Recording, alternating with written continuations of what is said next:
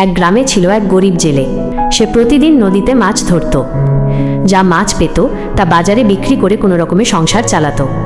জেলের প্রতিবেশী ছিল এক খুব অহংকারী ধনী ব্যক্তি।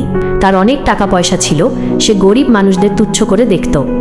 একদিন মাছ ধরতে গিয়ে জেলের জাল ছিঁড়ে যায়। সেদিন সে একটাও মাছ পায় না, খালি হাতে বাড়ি ফিরে আসে। জেলে মন খারাপ করে তার বউকে সব কথা খুলে বলে। তার কাছে এত টাকা ছিল না যে সে নতুন জাল কিনতে পারে। তাই জাল কেনার জন্য জেলে সেই অহংকারী ধনী লোকটার কাছে যায় টাকা চাইতে। ধনী লোক টাকা দিলেও তার সাথে কঠিন শর্ত জুড়ে দেয়। জেলে যা মাছ ধরবে তার অর্ধেক দিতে হবে, আর ধার নেওয়া টাকার 3 গুণ ফেরত দিতে হবে। জেলে কিছু না বুঝেই রাজি হয়ে যায়।